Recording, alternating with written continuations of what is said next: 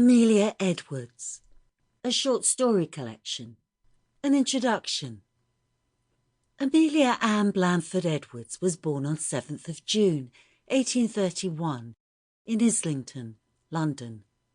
She was educated at home by her mother and showed early promise as a writer, publishing her first poem at the age of 7 and her first story at 12. Thereafter, several popular periodicals published her poetry, stories, and articles. In addition, she also illustrated some of her own writings and painted scenes from books she had read. This talent was not supported by her parents, who saw an artist's life as scandalous. Undeterred, Amelia took up composing and performing music, until a bout of typhus caused throat damage. Other interests soon followed until early in the 1850s, Amelia focused exclusively on writing. Her early novels were well received, and with Barbara's History in 1864, a work revolving around bigamy, her reputation was established. Amelia's pen was also the purveyor of ghost stories for magazines and are still anthologized as classic tales to this day. In January 1851, Amelia became engaged, apparently to please her parents, but she quickly broke it off. In reality, her emotional attachments were almost exclusively with women. From the early 1860s, she lived with Ellen Drew Braysher, a widow 27 years her senior, until both women died in early 1892. During this relationship, other women also entered and left her life. Her frequent travelling companion, Lucy Renshaw, accompanied her to Egypt in the winter of 1873, and there she found a life-changing interest in Egyptology.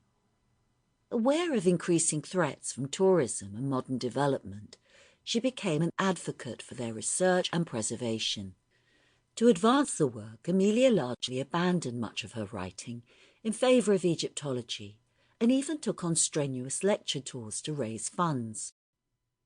After catching influenza, Amelia Edwards, the godmother of Egyptology, died on 15th of April 1892 at Weston-super-Mare.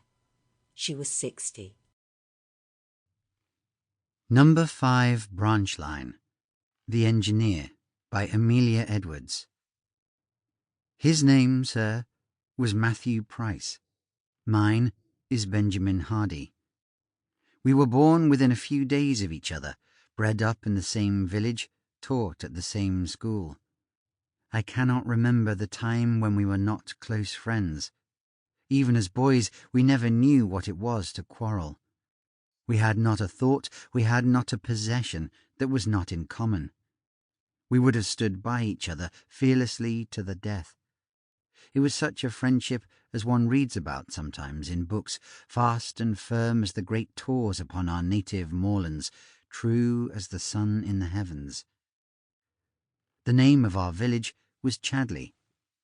Lifted high above the pasture flats which stretched away at our feet like a measureless green lake and melted into mist on the furthest horizon, it nestled, a tiny stone-built hamlet, in a sheltered hollow about midway between the plain and the plateau.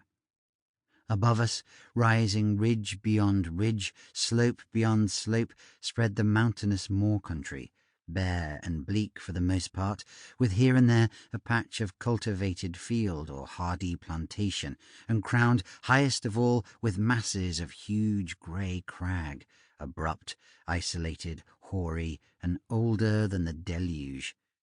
These were the tors, Druids' Tor, King's Tor, Castle Tor, and the like. Sacred places, as I have heard, in the ancient time, where crownings, burnings, human sacrifices, and all kinds of bloody heathen rites were performed.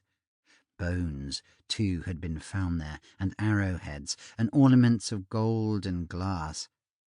I had a vague awe of the tors in those boyish days, and would not have gone near them after dark for the heaviest bribe. I have said that we were born in the same village. He was the son of a small farmer named William Price. Sample complete. Ready to continue?